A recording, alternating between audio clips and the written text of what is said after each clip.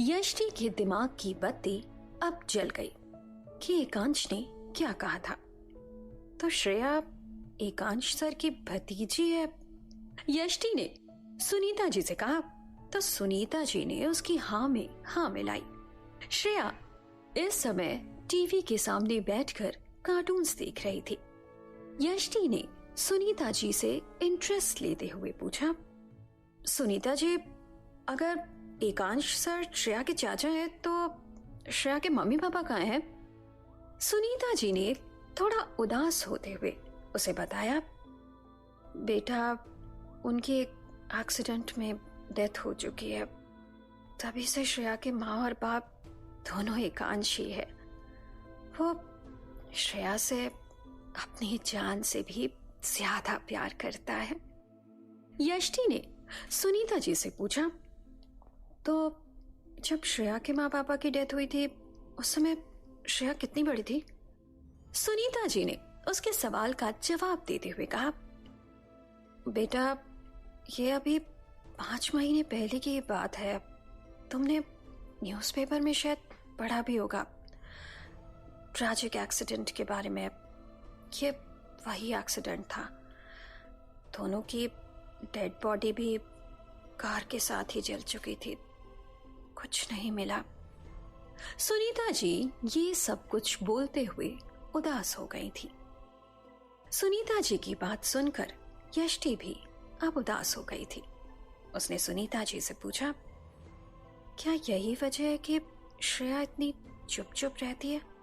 सुनीता जी ने बड़े भारी मन से उसकी बात का जवाब दिया, हाँ, तब से इस बेचारी ने एक शब्द भी नहीं बोला। एकांश बाबा ने इसको अच्छे से अच्छे डॉक्टर को भी दिखाया, लेकिन कोई फर्क नहीं पड़ा। सब यही कहते हैं कि यह सब शॉक की वजह से हुआ है, जिससे श्रेया बेटी अभी तक उबर ही नहीं पाई। सुनीता जी की आंखें छलक आई थी ये सब कुछ बताते हुए। यष्टि को अब एहसास हुआ कि एकांश इतना गुस्से में क्यों रहता है। शायद इसकी वजह श्रेया की ऐसी हालत ही है। और बेचारी श्रेया, वो तो जैसे हंसना और बोलना ही भूल गई हो। यष्टि जाकर श्रेया के पास बैठ गई। दोनों ने टीवी पर कार्टून्स देखे। फिर यष्टि ने सोचा कि वो श्रेया को बाहर घुमा कर ले आए, इससे उसे बेटर फील होगा। सुनीता जी इस समय वहां नहीं थी, तो यष्टि श्रेया को बिना उन्हें बताए ही अपने साथ लेकर चली गई। वो लोग पास ही में बीच साइड पर गए थे। वहां यष्टि ने श्रेया को बॉइल्ड स्वीट कॉर्न खिलाए, फिर उन्होंने कॉटन कैंडी खाई। थोड़ी देर की बीच वॉक करने के बाद दोनों घर के लिए निकल गए। इधर एकांश ने अपने रूटीन के अकॉर्डिंग सुनीता जी को ठीक 11 बजे फोन किया, लेकिन सुनीता जी को श्रेया और यष्टि कहीं दिखाई नहीं दी। सुनीता जी ने एक सर्वेंट से पूछा, तब उन्हें पता चला कि यष्टि श्रेया को बाहर घुमाने लेकर गई है। फोन पर एकांश को जब ये पता चला तो उसके गुस्से का जैसे ज्वालामुखी फूट गया। उसने फौरन अपना कोट उठाते हुए अपने हाथ पर डाला और जल्दी में वहां से निकल गया। रास्ते में वो यष्टि को फोन करने की लगातार कोशिश कर रहा था, लेकिन यष्टि का फोन लग ही नहीं रहा था, जिसकी वजह से एकांश का गुस्सा और भी बढ़ता जा रहा था। एकांश घर पहुंचा और उसने सबसे पहले सुनीता जी को उनकी लापरवाही के लिए डांटा कि उनके होते हुए ये सब कैसे हो गया। यष्टि भी अब तक वापस आ चुकी थी। उसने श्रेया को उसके रूम में सुला दिया था और अब वो अपने रूम में बैठकर बुक पढ़ रही थी। सुनीता जी से पूछकर एकांश गुस्से में सीधे यष्टि के रूम की तरफ बढ़ गया। उसने गुस्से में पूरे जोर से दरवाजा खोला, जिससे यष्टि पूरी तरह घबरा गई। एकांश तेज कदमों से चलते हुए उसके पास गया और उसके हाथ से उसकी बुक को छीनकर दूर फेंक दिया और झुकते हुए यष्टि के दोनों हाथों को कसकर अपने मजबूत हाथों से पकड़ लिया। यष्टि की तो जैसे जान ही निकल रही थी एकांश को ऐसे गुस्से में देखकर। उसने एकांश की आंखों में देखा तो एकांश की आंखें जैसे आग उगल रही थी।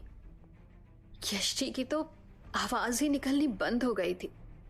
एकांश ने गुस्से में उसे झकझोरते हुए कहा, हाउ डेयर यू कि तुम श्रेया को बिना मेरी परमिशन और सिक्योरिटी के घर के बाहर लेकर गई। तुम्हें अंदाजा भी नहीं है कि उसके लिए ये सब कितना खतरनाक हो सकता है। यष्टि को तो अब रोना आने लगा था एकांश के इस बिहेवियर से, लेकिन एकांश ने इस बात की कोई परवाह नहीं की। उसने अभी भी यष्टि के दोनों हाथों को कसकर थामा हुआ था। एकांश ने गुस्से में यष्टि की आंखों में झांकते हुए कहा, Yashti, I am warning you last time, अपनी मनमानी करना बंद कर दो। अभी तुम्हें कुछ नहीं पता कि श्रेया के लिए क्या सही है और क्या गलत। तुमसे जितना कहा जाए बस उतना ही करो। और इतना कहते हुए एकांश ने यष्टि के हाथों पर से अपनी पकड़ ढीली कर दी और रूम से बाहर आ गया। बाहर आकर उसने एक गहरी सांस ली और अपने रूम की तरफ चला गया। इधर यष्टि जमीन पर बैठकर बुरी तरह से रोने लगी। आज तक किसी ने भी उसके साथ ऐसा बिहेव नहीं किया था। एकांश की कैसे इतनी हिम्मत हो गई कि वो उसे इस तरह से हर्ट करे। वो उसके लिए काम कर रही है, कोई गुलाम नहीं है। सोच सोचकर यष्टि बस रोए जा रही थी। यष्टि के फोन पर उसकी फ्रेंड सिया का इसी समय फोन आ रहा था।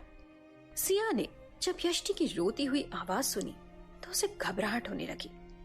कल ही तो यष्टि खुशी खुशी अपनी नई जॉब के लिए गई थी और आज वो ऐसे फूट फूट कर रो रही थी। सिया ने यष्टि को रिलैक्स होने के लिए कहा और उसे सब कुछ बताने को कहा। यष्टि ने अपने आंसू पोंछे और पास वाली टेबल पर ग्लास में रखा हुआ पानी उठाकर उसे एक घूंट में खत्म कर दिया। अब यष्टि ने सिया को सब कुछ बता दिया जो कुछ भी हुआ था। इस पर सिया ने गुस्सा होते हुए कहा, यार कि इंसान अपने आप को समझता क्या है। तो एक काम कर, वो जॉब छोड़कर अभी के अभी वापस आ जा। कोई जरूरत नहीं है इस राक्षस के नखरे उठाने की। हम लोग तेरे लिए कोई दूसरी जॉब ढूंढेंगे। बोलते हुए उसने यष्टि को चुप कराया और उसे अपने पास आने के लिए मना लिया। यष्टि अपना सामान पैक कर रही थी जब सुनीता जी उसके रूम में आई।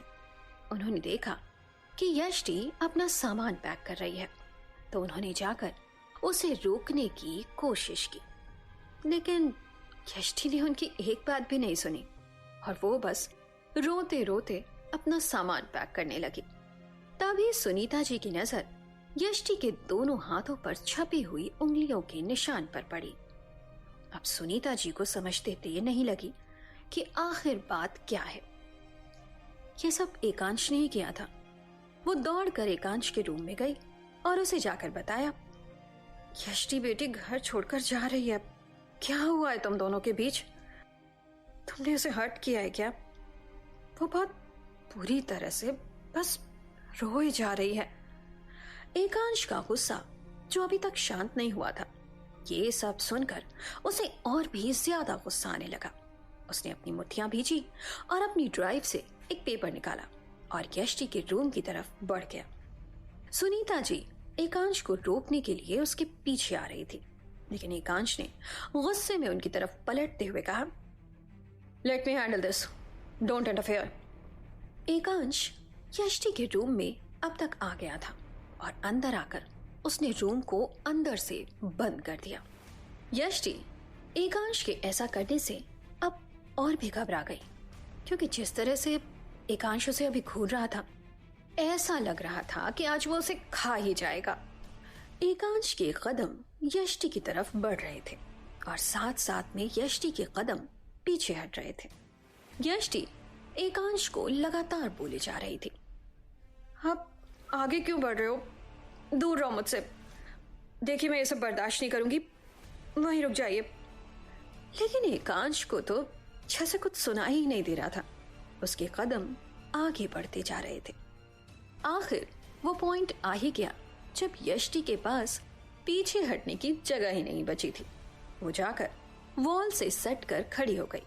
उसने अपनी आंखें घबराहट में बंद कर ली। एकांश, जो कि अब तक उसकी तरफ बढ़ा जा रहा था, एकदम से रुका और अपने हाथ में लाए हुए उस पेपर को यष्टि के चेहरे के सामने करते हुए कहा, open your eyes and see this. Yashti ने अपनी आंखें नहीं खोली तो एकांश ने उससे कहा, लिसन, मैं तुम्हें हाथ नहीं लगाना चाहता, तो बेटर होगा अपनी आंखें खोलो और इसे देखो। एकांश की ये बात सुनकर यष्टि ने अपनी आंखें खोल दी।